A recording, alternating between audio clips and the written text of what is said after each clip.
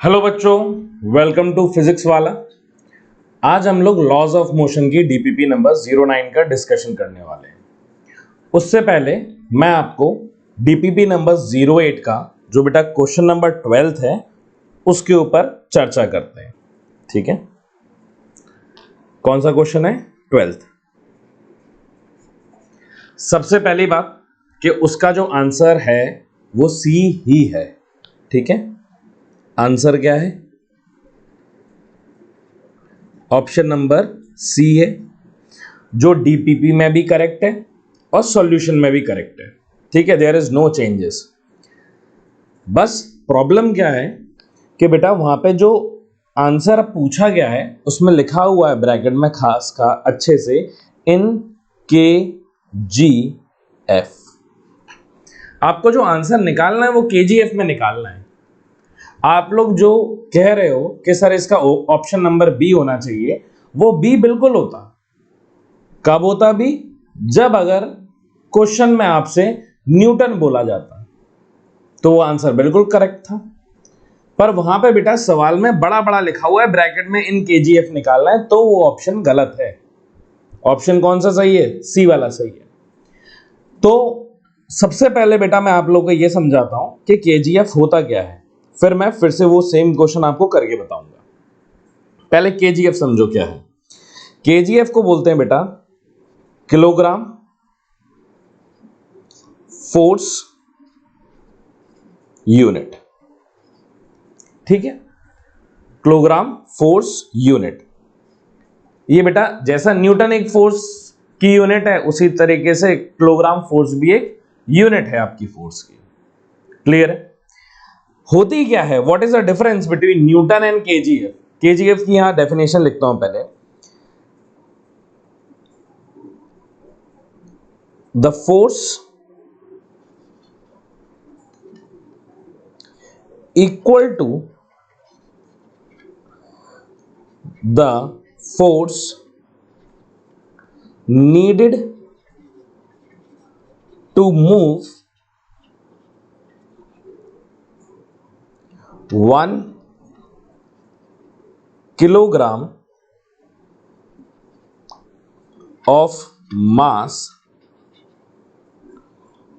at the rate of 9.8 metre per second square. और इसी को बेटा आप क्या बोलते हो? जी के बराबर होता है ये। बेटा 1 kgf, मान लो ये एक बेटा मास है और इसकी वैल्यू कितनी दी गई है? 1 kg। 1 kgf बेटा वो फोर्स होती है जो फोर्स रिक्वायर्ड है इस ब्लॉक को एक एक्सेलरेशन प्रोवाइड करे, और उस एक्सेलरेशन की वैल्यू कितनी हो? 9.8 मीटर पर सेकेंड स्क्वायर, जो एक्सेलरेशन ड्यू टू ग्रेविटी है। क्लियर है? मतलब हमें कितनी फोर्स की रिक्वायरमेंट है कि 1 किलोग्राम का डब्बा 9.8 मीटर पर सेकेंड स्क्वायर से चलने लगे। क्लियर है? तो हम देखेंगे बेटा फोर्स की वैल्यू क्या होती है, m इंटू ए। तो यहां पे मास क्या है, ध्यान से देखो, मास है बेटा आपके पास 1 और आपके पास एक्सेलरेशन कितना है? 9.8। ठीक है, तो यहां से वैल्यू आ जाएगी 9.8 kgf। क्लियर है? और यही 9.8 kgf किसके बराबर होता है बेटा? 1 न्यूटन के बराबर होता है। क्लियर है? तो 1 kgf किसके बराबर हो गया? 1 kgf किसके बराबर हो गया? 1 डिवाइडेड बाय 9.8, यहां पे क्या आ जाएगा? न्यूटन।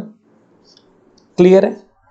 मतलब जब भी आपको बेटा kgf को किस में बदलना है? न्यूटन में बदलना है, तो जो वैल्यू दी गई है न्यूटन की उसमें डिवाइड कर दो किससे? जी से, तो आपका जो आंसर है वो आ जाएगा kgf में। समझ में आ रहा है? ऐसे ही सेम बेटा कल वाला जो एग्जांपल दिया था वहां पे क्या थी आपकी? ये लिफ्ट थी जिसमें मास कितना रखा था? m रखा हुआ था, और आपसे बोल रहा है ये रिटार्डेशन हो रहा है। क्लियर है? तो ये ऊपर की तरफ वेलोसिटी थी और एक्सेलरेशन कहां था? नीचे की तरफ। बेटा ये v क्या बता रहा था? Direction of motion. कल भी लिखा था मैंने, डायरेक्शन ऑफ मोशन। क्लियर है? और ये क्या है बेटा? एक्सेलरेशन। नॉर्मल कहां आएगा बेटा इसका? ऊपर n, नीचे क्या आ जाएगा? mg। अब बेटा इस एक्सेलरेशन की वजह से क्या आ जाएगा? एक सीडो फोर्स आ जाएगा ऊपर की तरफ, दैट इज m इंटू ए। तो आपकी इक्वेशन क्या बनेगी? n plus M A equals to M G. तो n कितना आ गया? mg minus M A. Clear है? और ये जो वैल्यू आपकी गिवन है ये किस में आई है? तो ये जो आंसर है बेटा, ये आंसर आया है हमारा किस में? न्यूटन में आया है। क्लियर है? पर क्या हमें जो सवाल दिया था उसमें न्यूटन में पूछा है क्या? नहीं पूछा है। अगर ये होता तो आपका बिल्कुल ऑप्शन नंबर बी बिल्कुल सही है, कोई दिक्कत ही नहीं है। पर ये न्यूटन में नहीं पूछा है।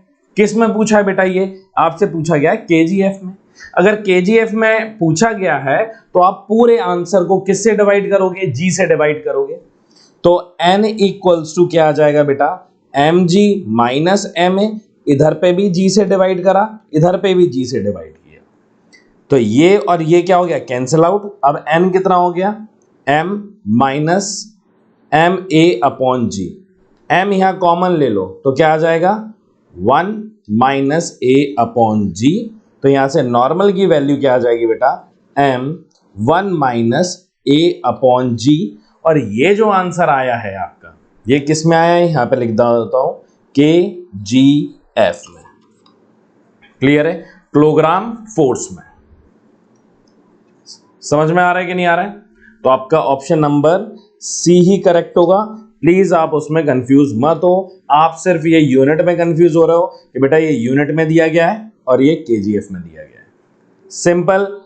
अगर केजीएफ में कभी भी पूछे जीवन में, क्या कर दो? जी से डिवाइड कर दो। किससे? जी से। Clear? So please let me know in the comment section कि आपको ये चीज समझ में आई कि नहीं आई। नाउ आपका ये 12वां वाला question, 12th question DPP number 8 का क्लियर है कि नहीं है? ठीक है, चलिए अब बेटा हम स्टार्ट करते हैं अपनी डीपीपी नंबर 09 का सॉल्यूशन। ठीक है, चलो बेटा पहला सवाल हमसे कह रहा है, a 2 kg block A is placed on 8 kg block B which rest on a table. ठीक है, coefficient of friction between A and B is 0.2, between B and table is 0.5. A 25 Newton horizontal force is applied on the block B, then the friction between A and B. सबसे पहले एक बढ़िया सी table बनाते हैं अपन।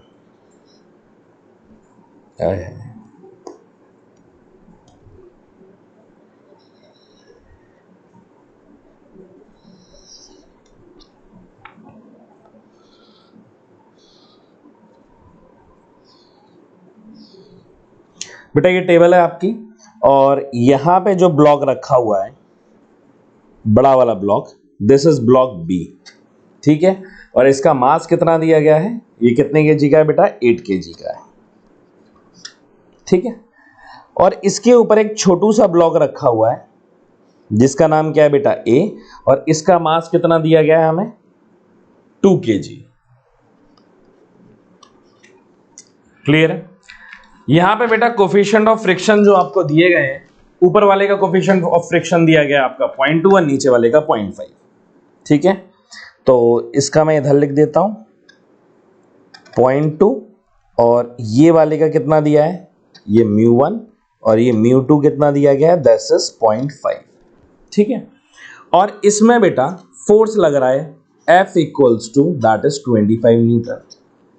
ठीक है, तो पहला स्टेप क्या है बेटा मेरा 2 ब्लॉक सिस्टम का, कि सबसे पहले तो मैं ये मान लूंगा कि ये दोनों क्या एक सिस्टम की तरह दोनों साथ साथ चल रहे होंगे, हम साथ साथ है की तरह। ठीक है, तो साथ साथ चल रहे होंगे, तो साथ साथ मतलब टोटल मास कितना हो जाएगा बेटा इसका? 10 केजी। फोर्स कितना लग रहा है बेटा आगे की तरफ? F इक्वल्स टू, बेटा यहाँ पे 25 है, 2 न्यूटन नहीं है। आगे फोर्स कितना लग रहा है? 25 न्यूटन। ठीक है बेटा, फ्रिक्शन देखूंगा मैं, फ्रिक्शन किसके बराबर, पीछे F लगेगा, F की बेटा मैक्सिमम वैल्यू देखता हूं। पहले मैं ये चेक कर रहा हूं कि ये फोर्स इस सिस्टम को मूव कर भी पाएगा कि नहीं कर पाएगा, पहले तो ये चेक करूं ना।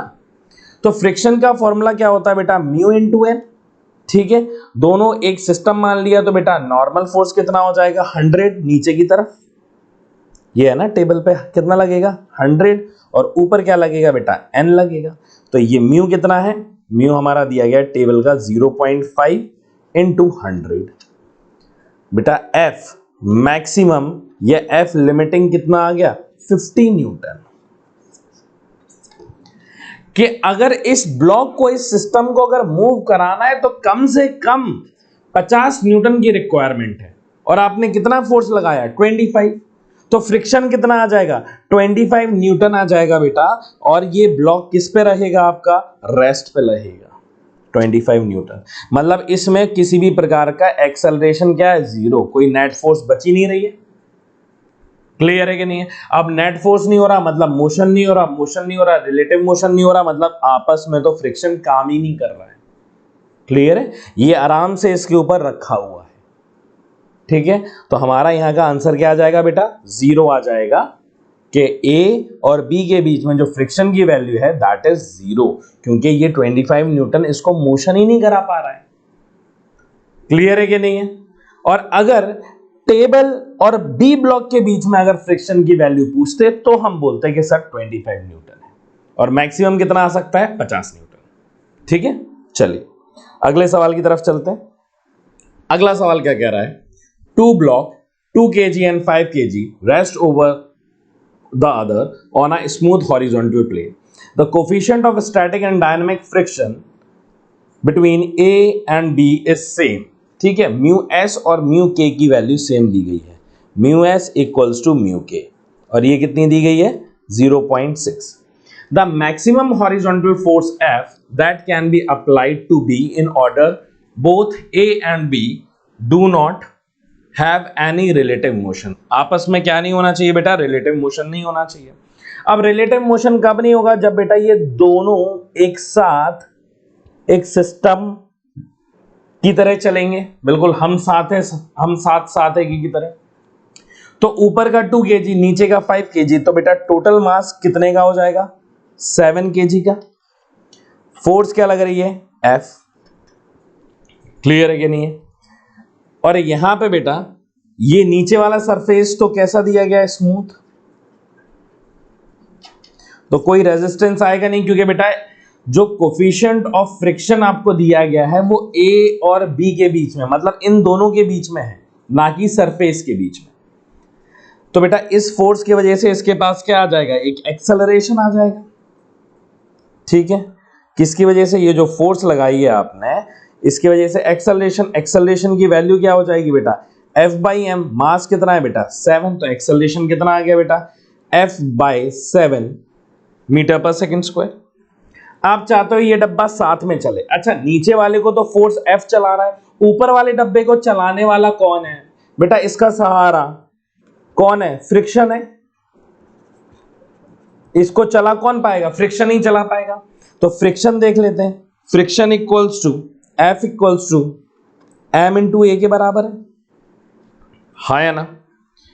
तो आपसे फोर्स की वैल्यू पूछी गई, यहां पे बेटा फ्रिक्शन मैक्सिमम कितना आ सकता है, क्या म्यू इंटू एन के बराबर आ सकता है maximum force, equals to m into A के बराबर, तो mu equals to M G. M कौन सा बेटा, ऊपर वाले मास का आएगा सिर्फ, तो 2 इंटू जी कितना है 10, मास कितना है बेटा 2 kg, इंटू एक्सेलरेशन कितना निकाला आपने F/7। इतनी बात क्लियर है बेटा, ये दो से ये दो गुजर गए, म्यू की वैल्यू है 0.6 इंटू 10 इक्वल्स टू F/7। बेटा ये पॉइंट इसमें मल्टीप्लाई हो गए तो 6 इंटू ये ऊपर चला जाएगा, तो 6 into 7 equals to F equals to कितना आ गया बेटा 42 न्यूटन। कि बेटा मैक्सिमम फोर्स जब तक ये हम साथ है की तरह साथ चलेंगे वो होगी 42 न्यूटन। क्लियर है, 42 न्यूटन से थोड़ा सा भी अगर ज्यादा हो गया तो फिर इन दोनों के बीच में एक्सेलरेशन अलग अलग हो जाएंगे, रिलेटिव मोशन होने लगेगा और ये दोनों साथ में नहीं चलेंगे। क्लियर है कि नहीं है? तो F इक्वल्स टू 0 से जैसे ही ज्यादा करेंगे, 0 से लेकर के 42 न्यूटन तक ये दोनों साथ में चलेंगे और 42 से ज्यादा नहीं चलेंगे। तो मैक्सिमम कितना आ गया? 42 न्यूटन। क्लियर है कि नहीं है? चलिए अगले सवाल की तरफ चलते हैं। नेक्स्ट क्वेश्चन कह रहा है the force required to just move a body up an inclined plane is double the force required to just prevent the body from sliding down the plane. The coefficient of friction mu and the inclination theta is. क्या बताना है बेटा? Coefficient of friction mu बताना है और theta angle बताना है। ठीक है, सबसे पहले बेटा हमारा ये सरफेस है और ये एंगल कितना है? थीटा। और ये हमारा क्या दिया गया बेटा? ब्लॉक दिया गया है जिसका मास कितना है? m। ठीक है, सबसे पहले कहां जा रहा है बेटा? Up an inclined plane. मान लो कि बेटा कोई यहां पे फोर्स लगी होगी, उस फोर्स को मैं F1 बोल देता हूं।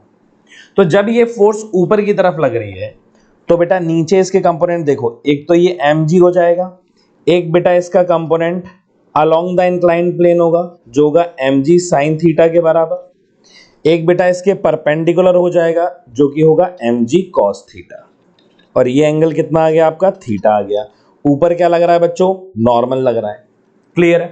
तो यहां पे जब हम ऊपर की तरफ F1 ले जा रहा है तो बेटा इसमें फ्रिक्शन कहां की तरफ लगेगा? नीचे की तरफ। ये किसकी वैल्यू आ जाएगी बेटा? ये फ्रिक्शन की वैल्यू आ गई। और मोशन कर रहा है तो आपको पता है कि मोशन करते टाइम पे फ्रिक्शन की वैल्यू किसके बराबर हो जाती है? म्यू mg cos थीटा के बराबर होती है, म्यू इंटू एन के बराबर। क्लियर है? तो F1 की जो वैल्यू आ जाएगी, F1 इक्वल्स टू कितना होगा बेटा? यहां पे ये जो F1 फोर्स है तो वो आ जाएगा mg साइन थीटा के बराबर plus mu mg cos theta. ये आ गया फोर्स बेटा ऊपर ले जाने वाला। अगला कह रहा है up inclined plane is double the force required to prevent the body from sliding down. Prevent मतलब नीचे खिसकने से रुकने के। ठीक है, तो मैं फिर से बना देता हूं। ये बेटा इंक्लाइंड प्लेन है, ये एंगल कितना दिया गया बेटा? थीटा। ये सेम ब्लॉक है। अब ये जब नीचे जाना चाहेगा तो बेटा नीचे का कंपोनेंट क्या लग रहा होगा? mg sine theta. क्लियर है? इधर क्या आ जाएगा? mg और ये जो कंपोनेंट हो जाएगा this is mg cos theta. और ये एंगल कितना है? थीटा। और ऊपर क्या आ जाएगा? नॉर्मल। अब बेटा हमें प्रिवेंट करना है, खिसकने नहीं देना है। अगर खिसकने हम नहीं देंगे तो फ्रिक्शन इसको क्या कर रहा होगा बेटा? अपोज ही तो कर रहा होगा। तो फ्रिक्शन की वैल्यू कहां आ जाएगी? यहां पे F। और इस F की मदद कौन कर रहा है बेटा? फोर्स कर रहा है। उस फोर्स का नाम बोल देते हैं F2 जो नीचे स्लाइड होने से प्रिवेंट कर रहा है। ठीक है, प्रिवेंट कर रहा है मतलब ये सिस्टम किस में? इक्विलिब्रियम में। तो मैं क्या लिख सकता हूं? F2 plus F equals to mg sine theta. अगर बेटा यहां पे F2 आया है मदद करने के लिए, मतलब फ्रिक्शन अपने आप में इतना सफिशिएंट नहीं है कि mg साइन थीटा को रोक सके। तो मतलब यहां पे जो फ्रिक्शन आ रहा होगा वो लिमिटिंग फ्रिक्शन आ रहा होगा, म्यू इंटू एन के बराबर आ रहा होगा। मतलब F2 की जो वैल्यू होगी वो होगी plus mu mg cos theta के बराबर। अगर बेटा फ्रिक्शन अपने आप में इतना सक्षम होता तो F2 तो आता ही नहीं ना। क्लियर है? तो यहां पे क्या आ जाएगा? म्यू mg cos थीटा बराबर mg sin थीटा। तो बेटा यहां से F2 की वैल्यू कितनी आ रही है? mg sin theta minus mu mg cos theta के बराबर। क्लियर है? और अब आपने बोला है कि F1 और F2 में रिलेशन कि F1 जो है वो ट्वाइस ऑफ F2 है। क्लियर है? अब वैल्यू पुट कर दो। F1 की वैल्यू कितनी है? mg sin theta plus mu mg cos theta equals to twice of mg sin theta minus mu mg cos theta. Clear है? अब यहां से कौन गुजर रहा है, M G M G M G M G M G M G निपट गए, क्लियर है। और यहां पे क्या आ जाएगा बेटा, sine theta plus mu cos theta equals to 2 sine theta minus 2 mu cos theta के बराबर, क्लियर है। अब बेटा यहां पे इसको हम इस साइड लेकर के आ जाएंगे तो ये हो जाएगा 3 म्यू कॉस थीटा, और बेटा इसको इधर लेके आ जाएंगे तो ये क्या हो जाएगा, साइन थीटा के बराबर, क्योंकि 2 sine theta minus sign theta क्या बचा, साइन थीटा, क्लियर है। अब बेटा इस कॉस थीटा को नीचे भेज दो तो ये कितना हो जाएगा, 3 mu equals to tan theta, तो theta equals to tan inverse of 3 mu, clear है। तो आपके पास आंसर आ जाता है बेटा option number D, tan inverse of 3 mu, clear है बच्चों। चलिए अगले सवाल की तरफ चलते हैं। नेक्स्ट क्वेश्चन बेटा हमसे कह रहा है कि a body of mass 100 gram is sliding on a inclined plane with an inclination of 60 degree, what is the fractional force experience if the coefficient of friction is 1.7। अच्छा देखो, अब ये ज्यादा ये बात दिल पे मत लगाना कि सर म्यू की वैल्यू तो 1 से ज्यादा होती नहीं है और इधर पे 1.7 दी गई है। बेटा एग्जामिनर का मन है, उसने सवाल दे दिया, क्लियर है, कि 1.7 म्यू की वैल्यू है, तो आप बस इसको लेकर के सॉल्व कर दो, क्लियर है कि नहीं है। इसमें ज्यादा दिमाग मत लड़ाना कि सर 1 से ज्यादा कैसे हो जाएगी, 1 से ज्यादा तो होती नहीं है, हमारी वैल्यू म्यू की लाई करती है 0 to 1 पे। बेटा क्वेश्चन में सवाल में दे दिया है तो अब हमें उसे सॉल्व करना है, क्लियर है। चलिए, तो इंक्लाइंड सरफेस है बेटा, एंगल है 60 डिग्री, तो ये एंगल कितना आ जाएगा बेटा, 60 डिग्री आ जाएगा।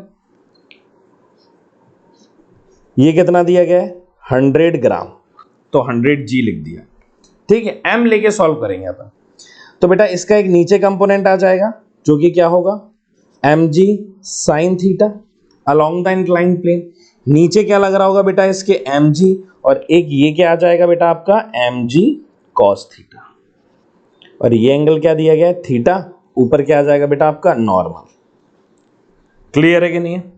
और आपको क्या बताना है बेटा, स्लाइड कर रहा है, तो यहां पे स्लाइडिंग के टाइम पे मतलब मोशन नीचे की तरफ हो रहा होगा, यहां पे फ्रिक्शन बेचारा इसको रोकने की कोशिश कर रहा होगा, क्लियर है।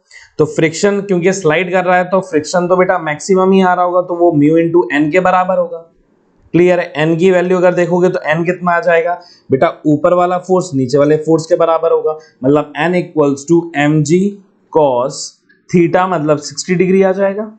तो यहां से एन कितना आ जाएगा, मास कितना है बेटा 100 ग्राम दिया गया है, तो इसको केजी में रख दें तो 0.1 हो जाएगा, इंटू जी की वैल्यू 10 कॉस 60 1/2 हो जाएगा।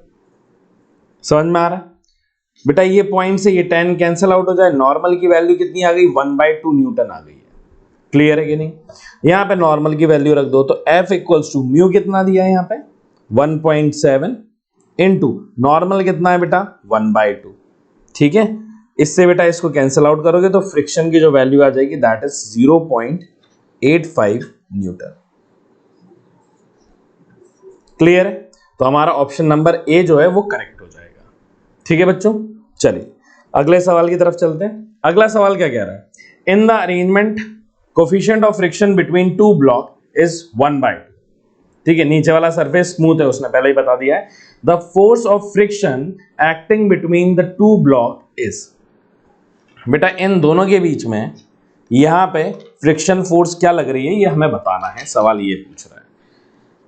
तो सबसे पहले हम ये देखेंगे बेटा, ये हम मान लें कि ये दोनों डब्बे एक साथ चल रहे होंगे, हम साथ साथ हैं की तरह, ठीक है। तो टोटल मास कितना हो जाएगा बेटा इसका 4 और ये 2 दैट इज 6 kg, और बेटा फोर्स कितनी लग रही है 24 न्यूटन। नीचे का सरफेस तो स्मूथ है तो F equals to m into ए, तो फोर्स कितनी है 24, मास कितना है 6, और एक्सेलरेशन कितना है a, तो 6 से ये कैंसिल आउट हो जाएगा। एक्सेलरेशन कितना आ रहा है 4 मीटर पर सेकेंड स्क्वायर।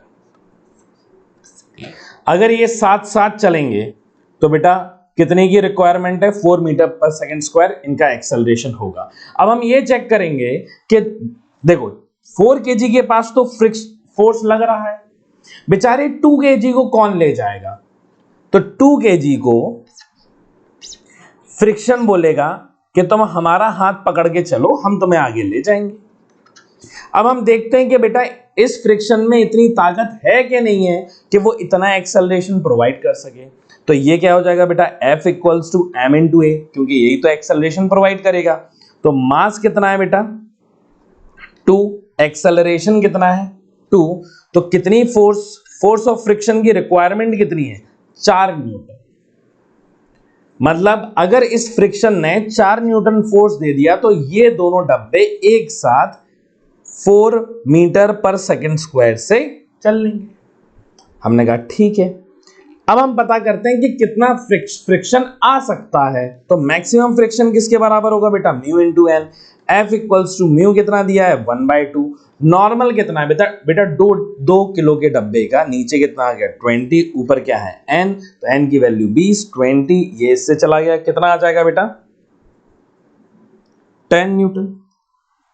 मतलब बेटा मैक्सिमम फोर्स कितनी आ सकती है 10 न्यूटन आ सकती है। बेटा यहां पे एक्सेलरेशन 2 लिख दिया मैंने गलती से, यहां पे एक्सेलरेशन 4 है तो 4 2 जा 8 आएगा। क्लियर है? ठीक है बेटा, इसको कितने फ्रिक्शन फोर्स की रिक्वायरमेंट है 8 की रिक्वायरमेंट है। रिक्वायरमेंट 8 की है, उसे मिल कितना सकता है 10 न्यूटन मिल सकता है। तो क्या 10 न्यूटन आएगा क्या? नहीं, फ्रिक्शन का फोर्स आ जाएगा बेटा 8 न्यूटन। वो आराम से दोनों डब्बों को एक साथ 4 मीटर पर सेकेंड स्क्वायर से चलाता रहेगा। क्लियर है कि नहीं है? तो यहां पे हमारा आंसर क्या आ जाएगा ऑप्शन ए 8 न्यूटन आ जाएगा बेटा हमारा आंसर। मैक्सिमम कितना हो सकता है 10 न्यूटन तक। क्लियर है? चलिए अगले सवाल की तरफ चलते हैं। अगला क्वेश्चन हमसे कह रहा है बेटा a block of mass m is placed on a smooth inclined wedge ABC of inclination theta as shown in figure. The wedge is accelerated with acceleration a towards the right. ठीक है? The relationship between a and theta for the block to remain stationary on the wedge. a और theta के बीच में बेटा आपको relationship बताना है। ठीक है, सबसे पहले इसका फ्री बॉडी डायग्राम बनाते हैं।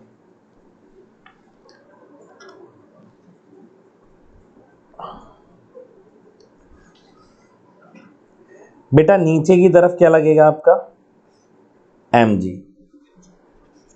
ठीक है, इस mg के 2 कंपोनेंट, एक इस डायरेक्शन में क्या होगा mg cos थीटा, एक इस डायरेक्शन में क्या हो जाएगा बेटा mg sin थीटा।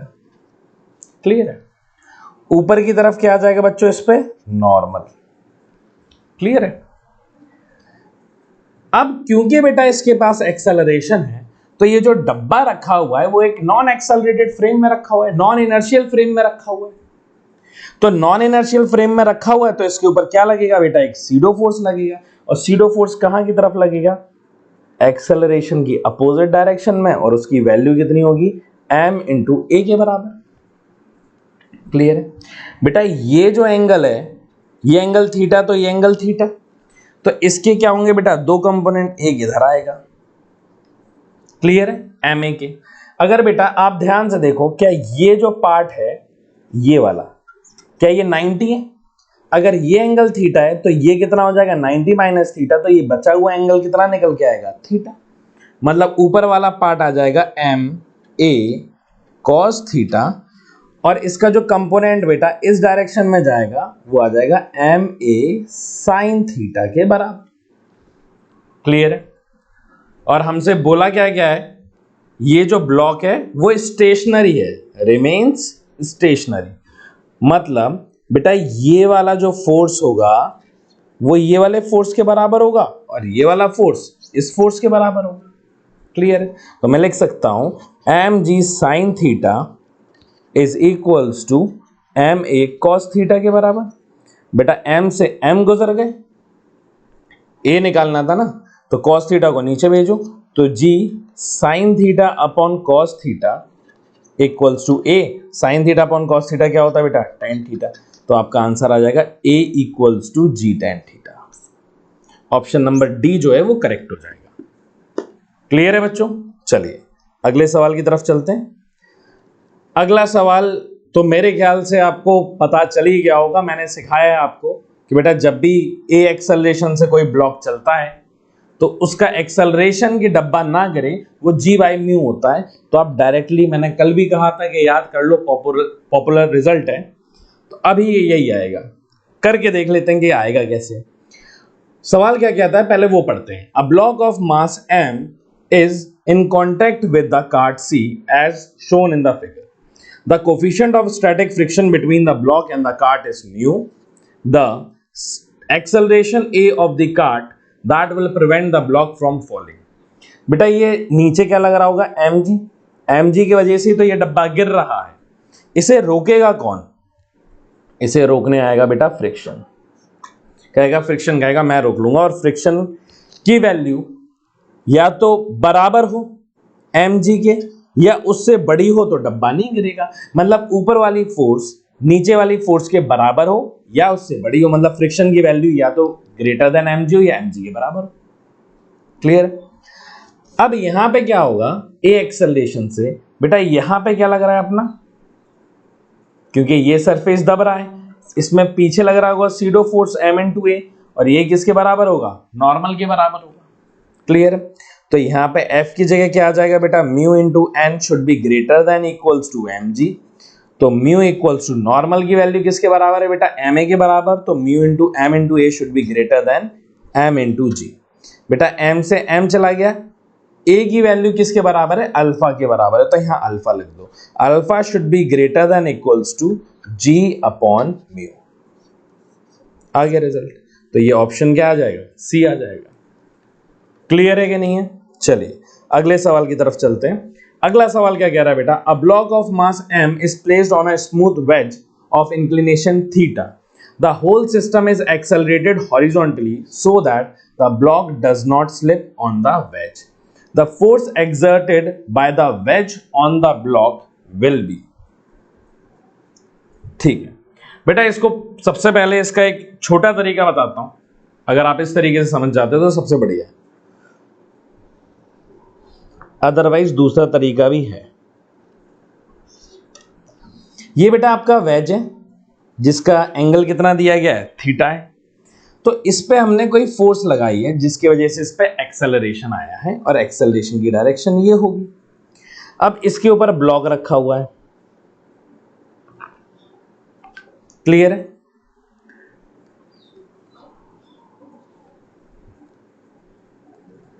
ये क्या रखा हुआ है बेटा, ब्लॉक।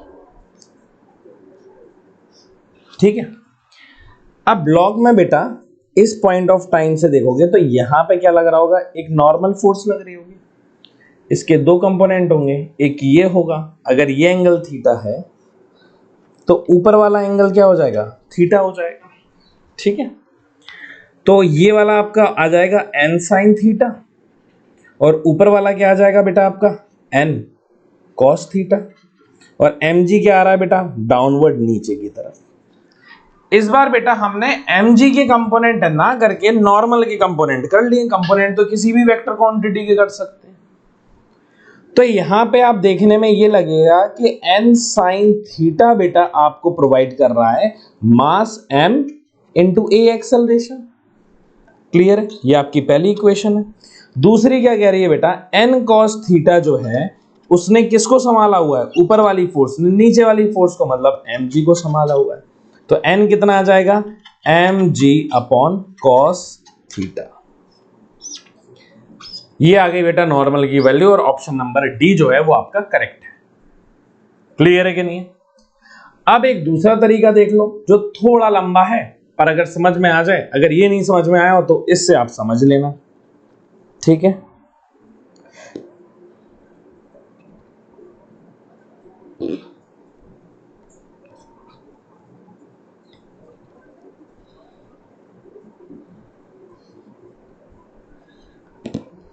ये क्या है बेटा हमारा वेज और ये है एम मास। और अगर ये सिस्टम आगे ए एक्सेलरेशन से चल रहा है तो इसमें एक तो क्या आ जाएगा बेटा फोर्स, ये एंगल कितना है थीटा, एक तो फोर्स आ जाएगा इसमें एम जी, और पीछे की तरफ क्या आ जाएगा बेटा ए एक्सेलरेशन, और इस एक्सेलरेशन की वजह से एक सीडो फोर्स आएगा जो एम इंटू ए के बराबर होगा। क्लियर है? और नॉर्मल कहाँ आ जाएगा ऊपर की तरफ एम। अगर बेटा इसके कंपोनेंट देखें तो एक आ जाएगा नीचे की तरफ जो क्या होगा एम जी साइन थीटा, और एक बेटा इधर की तरफ आ जाएगा जो क्या होगा आपका एम जी कॉस थीटा। ये आपने एम जी के कंपोनेंट किए। क्लियर है? और ये एंगल क्या है आपका थीटा। उसी तरीके से बेटा पीछे ये एम ए का बेटा ये वाला जो एंगल बन रहा होगा ये थीटा होगा, तो ऊपर एंगल क्या आ जाएगा एम ए कॉस थीटा, और नीचे जो आएगा that is M A sine theta. Clear है? अब यहां पे इक्वेशन देखो नॉर्मल की क्या बन रही है, आपको नॉर्मल ही तो फाइंड आउट करना है। तो नॉर्मल की इक्वेशन बन रही है N equals to M A sine theta plus M G cos theta, ये बन रही है। ये बेटा नॉर्मल की फोर्स की वैल्यू है। अब क्योंकि बेटा हमें ये बताया गया है ये जो ब्लॉक है ये स्टेशनरी, ये गिर नहीं रहा है, इसका मतलब ये जो ऊपर वाली फोर्स होगी ये नीचे वाले फोर्स के बराबर होगी। क्लियर है? मतलब यहां पे लिख सकता हूं कि M A cos theta equals to M G sine theta के बराबर होगी। ठीक है? तो यहां से बेटा एम से एम गुजर गए, ए की वैल्यू क्या आ जाएगी a equals to g sine theta upon cos theta. तो ए एक्सेलरेशन कितना आ गया बेटा जी टेन थीटा आ गया। क्लियर है? अब बेटा इस ए की वैल्यू आप उठा करके यहां पुट कर दो, तो एन क्या आ जाएगा एम ए की वैल्यू है g into tan theta into sine theta plus M G cos theta. तो n equals to M g, क्या बेटा दोनों में एम जी कॉमन ले लेता हूं, इधर पे भी एम जी और इधर पे भी एम जी कॉमन ले लिया। टेन थीटा को क्या लिख सकता हूं बेटा sine theta upon cos theta into sine theta plus cos theta, ये आ जाएगा। तो n equals to M G. अब देखो बेटा sine theta into sine theta, क्या ये साइन स्क्वायर थीटा हो जाएगा अपॉन, क्या बेटा नीचे सिर्फ कॉस थीटा बचा, एलसीएम लेंगे तो ये कॉस थीटा इस कॉस थीटा से मल्टीप्लाई होगा तो आ जाएगा plus cos square theta upon cos theta. Clear है कि नहीं है? n इक्वल्स टू अब आ जाएगा बेटा sine square theta plus cos square theta क्या हो गया 1, तो आपका आंसर आ जाएगा mg अपॉन कॉस थीटा। अब आपको अगर इससे चमक गया हो तो बहुत बढ़िया बात है, और अगर इससे ना चमका हो तो इससे तो बिल्कुल ही चमक जाना। क्लियर है? पूरा लंबा चौड़ा करके मैंने बता दिया है, इसके अलावा कोई तीसरा तरीका नहीं है इसको करने का। क्लियर है? चलिए अगले सवाल की तरफ चलते हैं। अगला सवाल क्या कह रहा है बेटा, on the horizontal surface of a truck a block of mass 1 kg is placed. बेटा यहां पे m नहीं आएगा, यहां पे म्यू आएगा, म्यू इक्वल्स टू 0.6। ठीक है, ये करेक्ट कर लेना। And truck is moving with an acceleration of 5 metre per second square, the friction force on the block will B.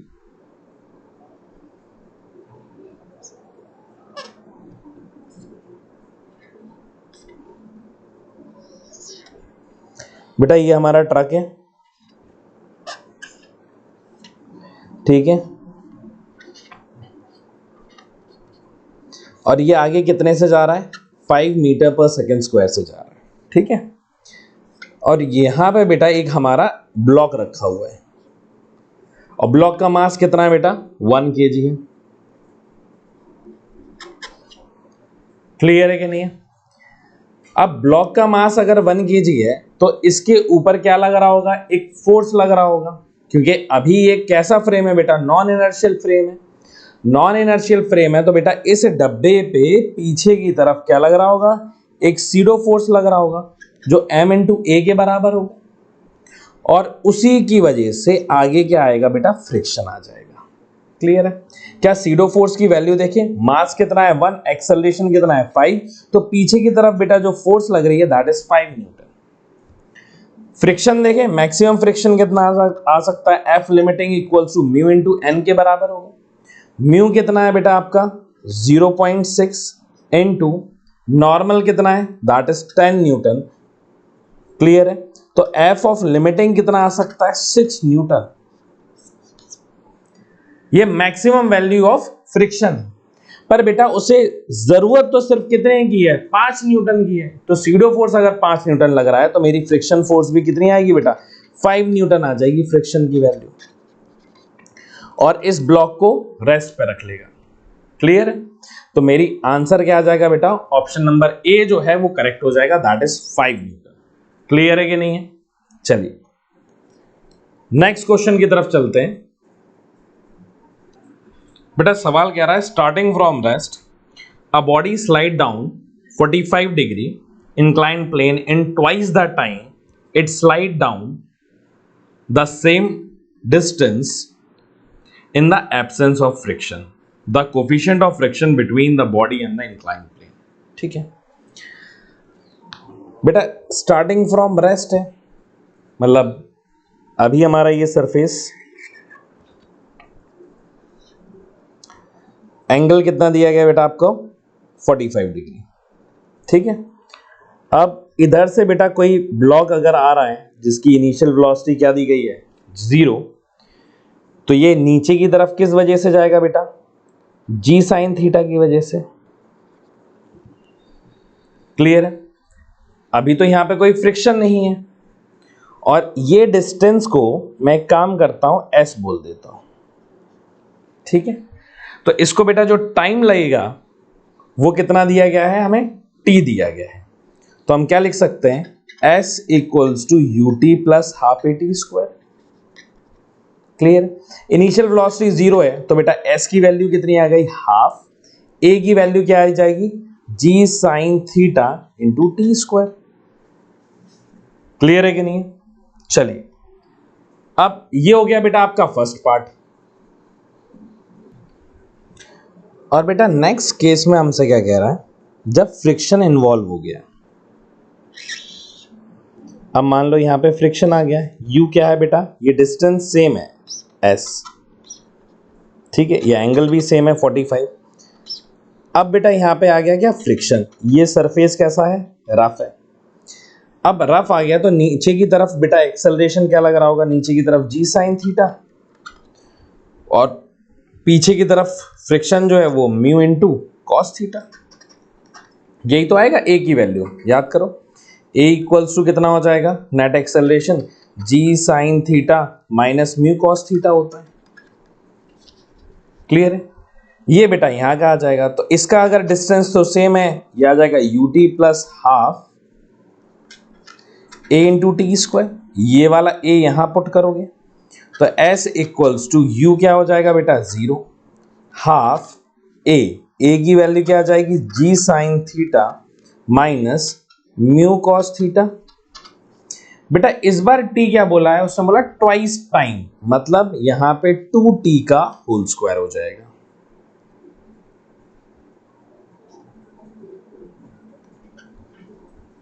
Clear है? तो हमें पता है बेटा डिस्टेंस दोनों सेम है, तो दोनों को हम इक्वेट कर सकते हैं, क्योंकि ये वाला s भी सेम है, ये वाला भी s सेम है, सेम ही इंक्लाइंड सरफेस है। तो लिख सकता हूं half g sine theta into t square equals to half g sine theta minus mu cos theta into 4t square. बेटा हाफ से हाफ कैंसिल हो गया, ठीक है, और ये टी स्क्वायर से ये वाला टी स्क्वायर कैंसिल आउट हो जाएगा। क्लियर है कि नहीं है? यहां बचा 4, तो ये हो जाएगा g sine theta upon 4 equals to g sine theta minus mu cos theta. ये आ जाएगी बेटा वैल्यू हमारी। ठीक है, अब इसको बेटा यहां लेके आता हूं तो ये हो जाएगा म्यू कॉस थीटा, इसको इस साइड लेके आ जाता हूं तो ये हो जाएगा g sine theta minus g sine theta upon 4, तो ये हो जाएगा mu cos theta equals to 4 g sine theta minus g sine theta upon 4। Clear है? तो यहां पे बेटा माइनस करेंगे तो ये हो जाएगा mu cos theta equals to 3 g sine theta upon 4। Clear है? और यहां से बेटा मैं अगर इसको नीचे भेज दूं, ठीक है, तो नीचे की तरफ क्या हो जाएगा?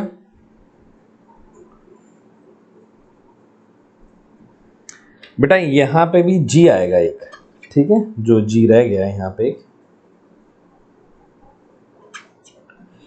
यहां पे भी एक जी आएगा और ये जी आएगा, म्यू जी, जी कॉमन हो जाएगा, ये भी एक जी आएगा, यहां पे जी आएगा और ये भी एक जी आएगा, तो जी से जी तो कैंसिल आउट हो जाएगा। क्लियर है? ठीक है, तो यहां पे क्या आ जाएगा बेटा नीचे की तरफ? Mu equals to 3/4 into sine theta upon cos theta that is tan theta, और थीटा की वैल्यू कितनी है बेटा? 45। तो अब यहाँ पे थीटा की वैल्यू 45 रख दो, तो म्यू इक्वल्स टू 3/4 इंटू 10 45 की वैल्यू 1 हो जाती है, तो ये आया 3/4। 3/4 किसके बराबर हो जाएगा? 0.75 के बराबर। क्लियर है कि नहीं है? चलिए अगले सवाल की तरफ चलते हैं। अगला सवाल क्या कह रहा है बेटा हमारा? यहां पे आंसर क्या आ जाएगा? 0.75। बेटा ऑप्शन नंबर बी जो है वो हमारा करेक्ट हो जाएगा। क्लियर है? चलिए अगले सवाल की तरफ चलते हैं। अगला सवाल क्या कह रहा है हमारा? A conveyor belt is moving at a constant speed of 2 metre per second square, 2 metre per second. A box is dropped on it. The coefficient of friction between them is 0.5. The distance that the box will move relative to the belt coming to rest. बेटा finally rest पे आ गया, तो सबसे पहले मैं लिख सकता हूं v square equals to u square plus 2as। Finally किस पे आ गया? रेस्ट पे। इनिशियल वेलोसिटी कितनी दी गई थी? 2, तो 0 equals to 2 square plus 2 into a into s. ये बेटा इधर आ जाएगा, तो इसकी वैल्यू कितनी आ जाएगी? -4 इक्वल्स टू -2, क्योंकि ये एक्सेलरेशन क्या कर रहा होगा बेटा? रिटार्डेशन के बराबर, तो ये म्यू इंटू जी के बराबर है इंटू एस। क्यों?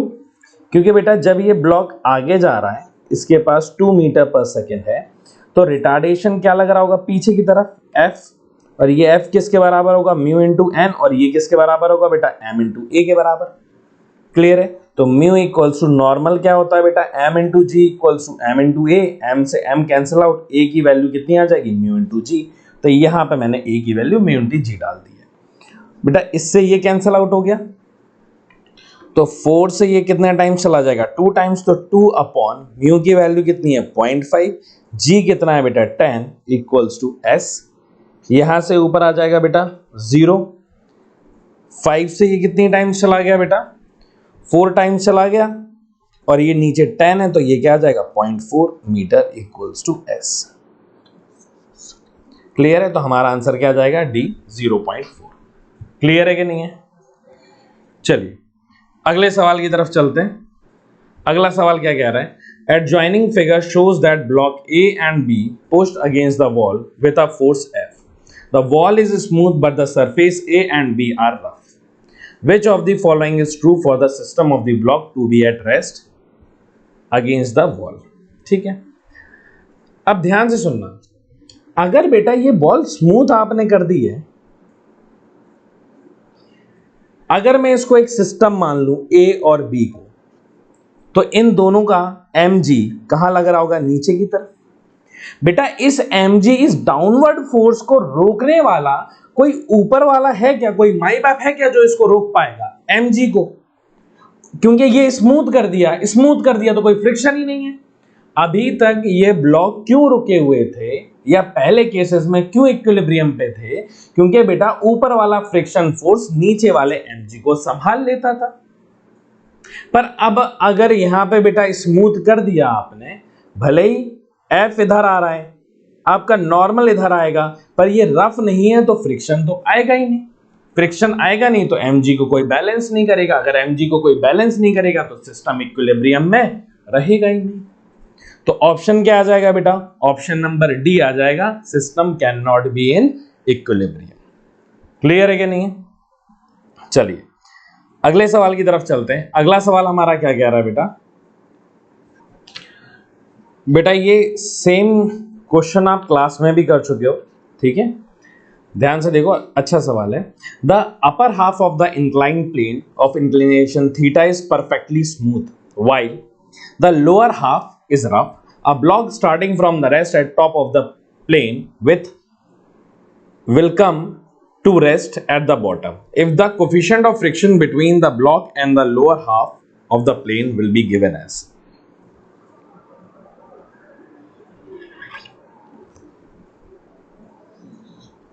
बेटा ये एंगल मैं थीटा ले लूं, ठीक है, और फर्स्ट हाफ हमारा बिल्कुल स्मूथ है, बिल्कुल चिकना है, और यहां से हमने बेटा इसको ड्रॉप किया मतलब छोड़ा। u क्या है बेटा आपका इस पॉइंट पे? 0। नीचे ये किसकी वजह से जाएगा बेटा? इसका एक्सेलरेशन नीचे जाने का होगा g sin थीटा, एक्सेलरेशन। और ये वाली डिस्टेंस को मैं क्या ले लेता हूं बेटा? s ले लेता हूं। और ये वाला पार्ट कैसा है बेटा आपका? रफ है, तो इसको क्या ले लिया बेटा? ये भी सेम, क्योंकि हाफ हाफ बोला है ना, तो एस एस ले लिया। आप अगर बेटा इसको टोटल लेंथ को एस ले लोगे और s/2 करके भी करोगे ना, तब भी कोई इशू नहीं आएगा, ठीक है। तो ये बेटा जस्ट इधर से आने से पहले ये कुछ वेलोसिटी v अटेन कर चुका है, ठीक है, क्योंकि एक्सेलरेशन है। ये v किसके बराबर होगा? तो v square equals to u square plus 2a into s के बराबर है। इनिशियल वेलोसिटी 0 है, तो v स्क्वायर किसके बराबर आ गया बेटा? 2 इंटू एक्सेलरेशन है आपका g साइन थीटा और लेंथ है आपकी s, तो v किसके बराबर आ गया? Under root of 2g sine theta into s के बराबर। क्लियर है कि नहीं? अब इधर से देखो तो बेटा इधर के इसके पास ये वेलोसिटी आ चुकी है इस इंस्टेंट पे। अब ये जैसे ही नीचे जाना चाह रहा होगा तो नीचे की तरफ लग रहा होगा एक्सेलरेशन g साइन थीटा, और पीछे की तरफ जो रिटार्डेशन हो रहा होगा या फ्रिक्शन इसको रोक रहा होगा, that is equals to mu into g cos theta. Clear है? अब आपके पास इस इंस्टेंट पे जो एक्सेलरेशन आएगा that is g sine theta minus mu g cos theta. ये डब्बा इधर आ गया, और फाइनली ये किस पे आ गया बेटा? रेस्ट पे। तो फिर से सेम इक्वेशन लगाऊंगा बेटा मैं, एक थर्ड इक्वेशन। क्या लिखूंगा? v square equals to u square plus 2as।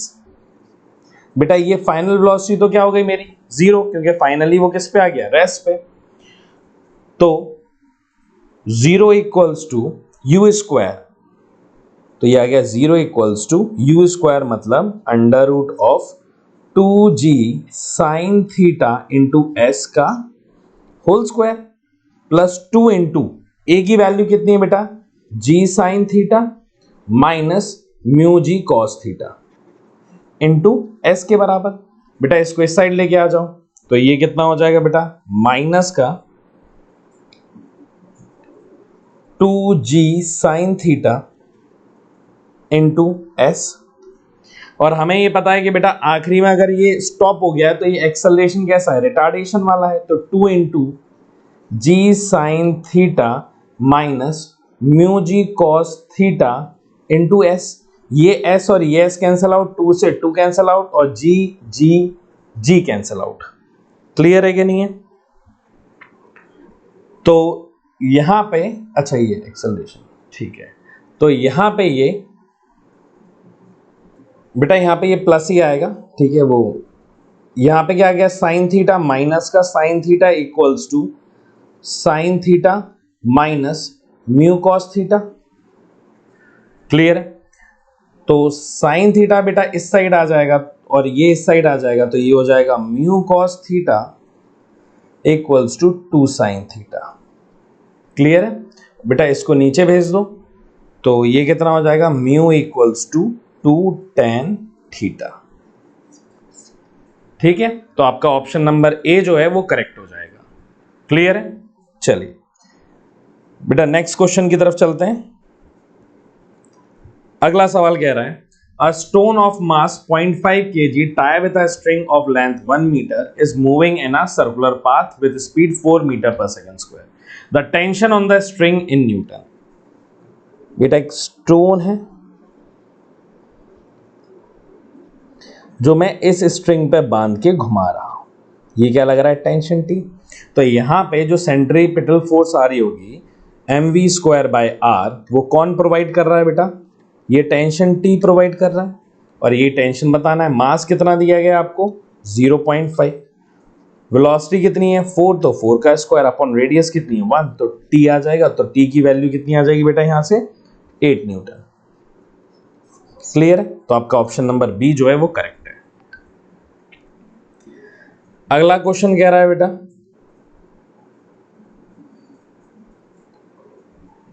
if the radius of circular path of two particles of same masses are in the ratio of 1:2, then in order to have same centripetal force their speed will be। बेटा same centripetal force है, मतलब circular radius कितने दिए गए हैं आपके, दो particle के ऑफ सेम रेशियो, ठीक है R1 एंड R2। तो FC सेंट्रिपिटल फोर्स सेम है, तो मैं लिखूंगा बेटा m v1 square upon r1 equals to m v2 square upon r2, r1 और r2। तो यहां से बेटा m से m कैंसिल आउट हो जाएगा, तो v1 square upon v2 square equals to r1 upon r2। बेटा r1 अपॉन r2 का रेशियो कितना दिया गया 1/2, तो v1 upon v2 equals to root times of 1/2, जिसे लिख सकते हैं 1/√2। तो आपका आंसर क्या आ जाएगा, option number C 1/√2। Thank you बच्चों, मैं उम्मीद करता हूं कि आपको ये सॉल्यूशन और डिस्कशन समझ में आया होगा।